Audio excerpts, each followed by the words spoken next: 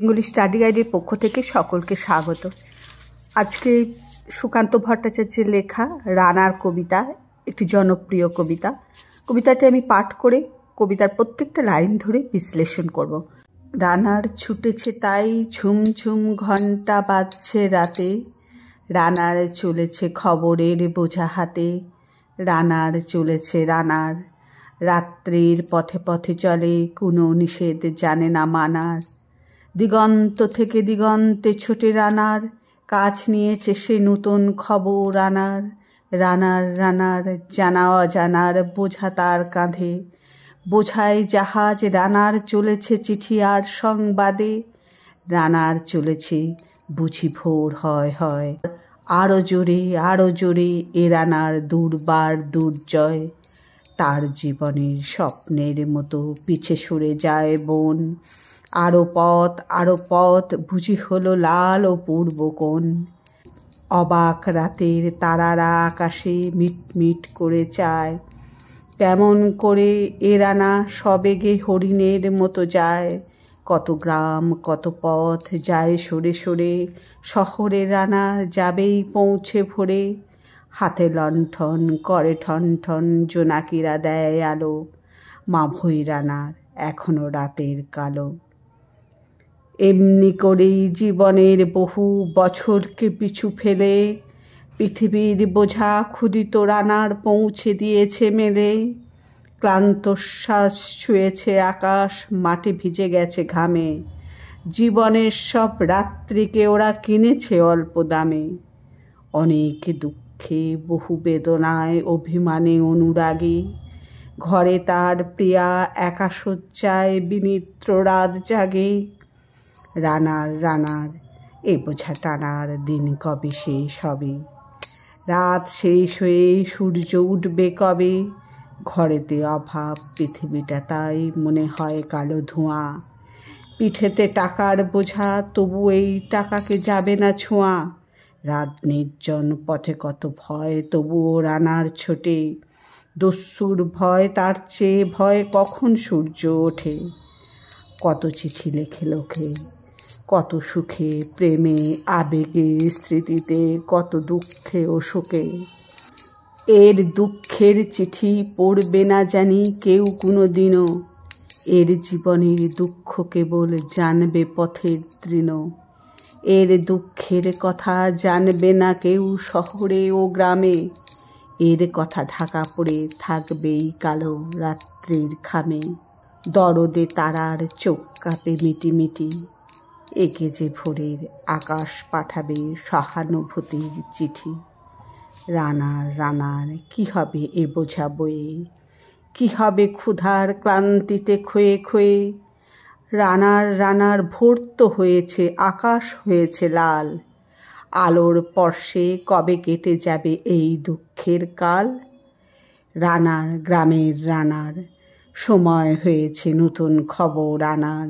শপথের চিঠি নিয়ে চলো আজ ভীরুতা পিছনে ফেলে, পৌঁছে দাও এ নতুন খবর অগ্রগতির মেলে। দেখা দেবে বুঝি প্রভাত এখনই, নেই দেরি নেই আর। ছুটে চলো আরো বেগে দুর্গম হে রানার। কবিতাটি পাঠ করার পর কবিতার প্রত্যেকটি লাইন আমি তোমাদের কাছে ব্যাখ্যা করার চেষ্টা করছি।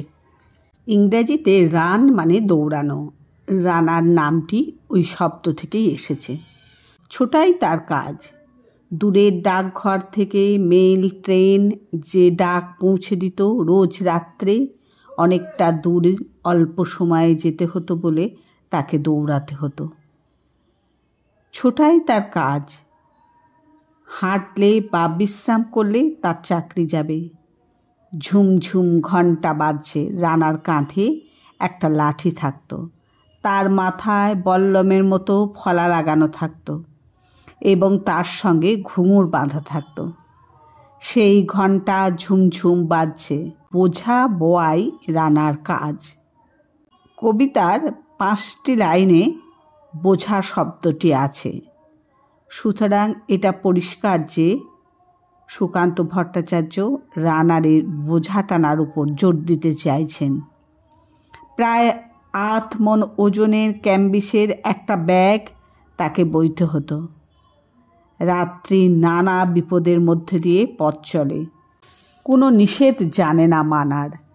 মানতে হবে এমন কোনো নিষেধ সে জানে না, কারণ চাকরি রাখতে গেলে কোনো নিষেধ মানবার উপায় নেই তার। ঝড় জল, চোর ডাকাত ইত্যাদি সব রকমের বিপদ মাথায় করে তাকে রাত্রের কাজে বার হতেই হবে।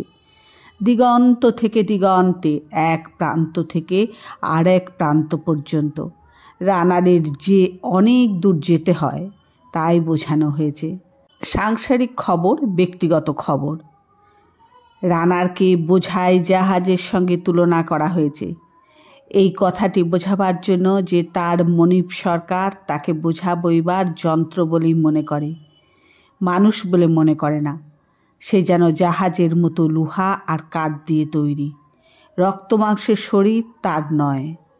দুর্বার, যাকে ঠেকানো কঠিন সে দুর্বার, বারণ মানে না। দুর্জয়, যাকে জয় করা বা হারিয়ে দেয়া কঠিন সে দুর্জয়। ও পূর্ব কোণে, ওই পূর্ব আকাশে রানা সবেগে হরিণের মতো যায়। ছুটন্ত রানার সঙ্গে ছুটন্ত হরিণের তুলনা করার একটা করুণ ছবি, রানারের দৌড়ের ছবি সুন্দর হয়ে ফুটে উঠেছে। হাতে লণ্ঠন, করে ঠন ঠন, জোনাকিরা দেয় আলো। ছুটে চলা রানারের লণ্ঠন যে কালিতে ভরে গেছে, আলো প্রায় দিচ্ছে না তা বেশ বোঝা যায়। আর জোনাকিরা কতটুকু আলো দিতে পারে তাও আমরা বুঝি। সুতরাং কবি বলতে চান যে অন্ধকারেই রানারকে ছুটতে হচ্ছে। লণ্ঠনের ঠনঠনি সার, জোনাকির আলো দেখতে ভালো, কিন্তু তা পথ আলো করে না। মা ভই, ভয় করো না, মা ভই সংস্কৃত কথা। এখনও রাতের কালো, এখনও রাতের অন্ধকার আছে, সুতরাং ভয় নেই, চাকরি যাবে না। ক্ষুধিত রানার, গরিব রানার, মেলে মানে ডাকে। ডাকের ইংরেজি নাম হচ্ছে মেইল। বাংলায় মেইলকে মেল বলা হয়। ক্লান্ত বা হয়রান হয়েছে বলে যে দীর্ঘশ্বাস উঠেছে, ওরা কিনেছে। কারা কিনেছে? মালিকরা, মুনিবরা কিনেছে। রাত্রির যাদের কাজের পালা বা শিফট পড়ে তাদের পক্ষে কথাগুলো দারুণ সত্যি। ওভারটাইম বা বাড়তি সময়ের জন্য যারা অভাবে পড়ে কাজ করে তারা তাদের বিশ্রামকে কম দামে বাধ্য হয়ে বিকিয়ে দেয়। এই লাইনটি পড়লে পুঁজিবাদী সমাজের অন্যায় ওভারটাইম ব্যবস্থার কথা মনে পড়ে। রাত্রির অন্ধকারের পথে নানা বিপদের মধ্য দিয়ে স্বামী ছুটে চলেছে, কিন্তু তার জন্য অনেক দুশ্চিন্তায় এবং একা রাত কাটাতে হয়েছে তার স্ত্রীকে অনেক দুঃখে। যেখানে ভালোবাসা আশা করা হয় সেখানে অনাদর পেয়ে অপমান বোধ করা হয়েছে অভিমান। স্বামী তাকে একা ফেলে রোজ রাত্রে চলে যায়, এই জন্য তার অভিমান। অভিমান বা রাগের ভাব কেমন হয় একটু বাদেই আবার স্বামীর প্রতি ভালোবাসা জাগে। মনে হয় আহা বেচারি কি কষ্টই না করছে এই সংসারের জন্য। এই যে ভালোবাসার ভাব, এটাই হলো অনুরাগ। এখানে বউটির মনের সুখে দুঃখে রাগে আর ভালোবাসায় মেশা নানা ভাবের আশ্চর্য সুন্দর ছবি এঁকেছেন কবি মাত্র দুটি লাইনে। বিনিদ্র রাত মানে নিদ্রাহীন রাত, ঘুম না হওয়া রাত। কমিউনিস্ট সুকান্ত বুকের রক্তে ডোবানো কলমের জন্যই যেন এরকম লেখা বহু যুগ অপেক্ষা করেছিল। এই কবিতার গভীরে যে প্রশ্ন উকি মারছে সেটা হচ্ছে এই, যে অন্যায় সমাজ ব্যবস্থায় শ্রমিকের স্বাভাবিক পারিবারিক জীবন অসম্ভব করে তুলেছে, তাকে কি আমরা ক্ষমা করব? যে সূর্যকে রানার ভয় করে, এই সূর্য সে সূর্য নয়, এই সূর্য হচ্ছে নতুন দিনের সূর্য। শ্রেণী সংগ্রামে জিতে শ্রমিকরা যে লাল দিন আনবে, সেই দিনের সূর্য। ঝাপসা চোখে পৃথিবীটাকে কালো ধোঁয়ার মতো মনে হয়। পৃথিবীময় শ্রমিকদের এই অবস্থা, তারা চিনির বলদ। আবেগে মনের প্রবল ভাবের জোয়ারে পুরনো দিনের কথা মনে পড়ে। আগে তারারা অবাক ছিল, অবাক রাতের তারারা আকাশে মিটমিট করে চায়। এখন দরদে তাদের চোখ কাঁপে, জল এলো বলে। এই লাল ভয়ের লাল নয়, এই লাল লেনিন স্ট্যালিনের লাল, রাশিয়ার লাল, আশা ও আনন্দের লাল, সমাজতন্ত্রের নতুন যুগ আরম্ভের লাল। তবে এই আকাশে আমাদের দেশের আকাশ নয়, লেনিন স্ট্যালিনের রাশিয়ার আকাশ। যারা এগিয়ে যাচ্ছে সেই শহরের মানুষদের কাছে, শহরের মানুষদের জানিয়ে দাও যে তোমরা গ্রামের মানুষরা শপথ নিয়েছো যে এগোবে এবং তাদের পিছনে তোমরা আসছো। মনে রাখতে হবে যে শ্রমিক শ্রেণী এগিয়ে চলার মধ্য দিয়েই বিপ্লব আসবে, দুর্দমনীয়, যাকে সহজে দমন করা বা দাবিয়ে রাখা যায় না। রানার বা গ্রামের ডাক হরকড়াকে সম্বোধন করে কবি বলেছেন, রাতে ঝুমঝুম ঘণ্টা বাজছে কারণ রানার ছুটছে, তার কাঁধের লাঠিতে ঘুঙুর বাঁধা থাকে।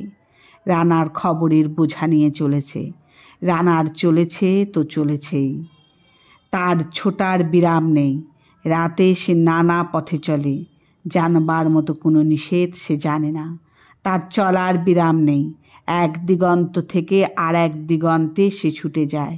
বেশ লম্বা পাল্লার দৌড় তার। প্রত্যেক লোকের কাছে নতুন খবর পৌঁছে দেবার কাজ সে নিয়েছে। রানারের কাঁধে কত কিছুর বোঝা, কিছুটা তার জানা, কিছুটা অজানা। চিঠি ও অন্য রকমের খবরাখবরের বোঝা নিয়ে রানার যেন এক বোঝাই জাহাজের মতো চলেছে। রানার বেশি জোরে ছুটে চলেছে, কারণ তার চিন্তা ভার বোধ হয়। এ রানার হার মানবে না, বাধা মানবে না। তার চলার পথে কত ঝাপসা বন পিছনে সরে সরে যাচ্ছে, তারা যেন তার জীবনের অস্পষ্ট স্বপ্নের মতো। সে স্বপ্নকে সে যতই সত্য হিসাবে পেতে চাইছে, ততই তা পিছে সরে সরে গেছে। পথ আর ফুরোয় না। ওই বুঝি পূবের আকাশ লাল হয়ে উঠল। সব সময় এই ভয়। আকাশে রাতের তারারা অবাক হয়ে তার দিকে মিটমিট করে তাকায়, ভাবে কেমন করে এই রানা হরিণের মতো জোরে ছুটে চলেছে। কত গ্রাম, কত পথ পেছনে পড়ে যায়। ভোর হতে হতে রানা শহরে পৌঁছে যাবেই। তার হাতের লণ্ঠন ঠন ঠন আওয়াজ করছে মাত্র, আলো প্রায় দিচ্ছেই না। জোনাকি পোকারা মিটমিট আলো দিচ্ছে। অর্থাৎ অন্ধকারেই রানাকে ছুটতে হচ্ছে। ভয় নেই রানার, কারণ এখনও রাতের অন্ধকার আছে। অর্থাৎ ভোর হবার আগেই তুমি পৌঁছাতে পারবে। এইভাবে গরিব রানার জীবনের অনেক বছর কাটিয়ে দিয়েছে। মেলে বা শহরের ডাকগাড়িতে রাজ্যের বোঝা নিয়ে দিনের পর দিনই পৌঁছে গেছে। হাঁপিয়ে পড়া রানারের দীর্ঘশ্বাস আকাশ ছুঁয়েছে, তার ঘামে মাটি ভিজে গেছে। রানারের জীবনের সব রাত্রিকে ওর মনিবরা অল্প দামে কিনে নিয়েছে। অনেক দুঃখে, অনেক ব্যথায়, অভিমান আর ভালোবাসায়, বেদনায় তার স্ত্রী বিছানায় একা একা প্রতিটি রাত জেগে কাটায়। রানার এভাবে বোঝা টেনে চলার দিন শেষ হবে কবে? জীবনে রাতের অন্ধকার কেটে গিয়ে কবে সূর্যের আলো দেখা দেবে? ঘরেতে অভাব, সেই জন্যই পৃথিবীটাকে কালো ধোঁয়া মনে হয়। অভাবের চিন্তায় চোখ অন্ধকার বলেই এমনটি হয়। রানারের পিঠে থলের মধ্যে ডাকঘরে টাকার বোঝা আছে, কিন্তু তার নিজের যত অভাবই থাক, সে তো ওই টাকা ছুঁতে পারবে না, অর্থাৎ নিজের কাজে ব্যবহার করতে পারবে না। নির্জন রাতের কথা বা পথের অনেক ভয়ের কথা ভেবে রানার তো থামবার উপায় নেই, সে ছুটেই চলে। ডাকাতের ভয় আছে, তবে তার চেয়েও বড় ভয় কখন সূর্য ওঠে, কারণ সে যেখানে ডাক নিয়ে যাচ্ছে সেখানে পৌঁছবার আগেই যদি ভোর হয়ে যায়, তাহলে মনিব তার চাকরি খেয়ে নিতে পারে। কত সুখের, কত ভালোবাসার, মনের আবেগের কথা, পুরনো দিনের কথা নিয়ে লোক কত চিঠি লেখে, কত দুঃখ আর কত শোক কত চিঠিতে প্রকাশ করে, কিন্তু এর দুঃখের কথা কেউ কোনোদিনও জানবে না। এর জীবনের দুঃখ কেবল জানবে পথের ঘাস, শহরে ও গ্রামে, আর কেউ জানবে না। এর দুঃখের কথা ঢাকা পড়ে থাকবে এই কালো রাত্রির খামে, অর্থাৎ কালো রাত্রি এর দুঃখের জীবনকে লোকের চোখের আড়ালে রেখে দেবে। রানারের প্রতি দরদে তারাদের চোখ মিটমিট কাঁপে। রানারকে ভোরের আকাশ সহানুভূতি জানাবে, মিষ্টি হাওয়া দিয়ে তার শরীর জুড়িয়ে দেবে। রানার এ বোঝা বয়ে কী লাভ হবে? ক্ষুধা ব্যথা আর ক্লান্তিতে ক্রমেই ক্ষয় হয়ে কী লাভ হবে? রানার দেখো, অন্য আকাশে ভোর হয়ে গেছে, অন্য আকাশ লাল পতাকায় পতাকায় লাল হয়ে গেছে। এই নতুন যুগের আলোর ছোঁয়া লেগে কবে আমাদের এই দুঃখের কাল কেটে যাবে? রানার, হে গ্রামের রানার, এখন সত্যিই নতুন খবর আনার সময় হয়েছে। তুমি আলাদা আলাদা লোকের জন্যে যে নতুন খবর রোজ আনো, সেই রকম খবর নয়, গোটা সমাজের জন্য নতুন খবর, নতুন জীবনের খবর। ভয়ের ভাবনা পিছনে ফেলে রেখে শপথের খবর নিয়ে আজ চলো। এই নতুন খবর পৌঁছে দাও যারা এগিয়ে যাচ্ছে তাদের। শহরের মানুষকে জানিয়ে দাও যে গ্রামের মানুষও এগিয়ে আসছে শহরের মানুষের পিছনে। এখনই বোধহয় ভোর হবে, দেরি আর মোটেই নেই। এই ভোরকেই তুমি ভয় করো না। এই যে জীবনের অন্ধকার দূর করার ভোর, দুঃখের কালো ঘোচাবার আলো। তাই আরও জোরে চলো। হে রানার, তুমি তো দমবার লোক নও। প্রথম থেকে শেষ পর্যন্ত শোনার জন্য সকলকে অনেক ধন্যবাদ। সকলে ভালো থাকবেন, সুস্থ থাকবেন।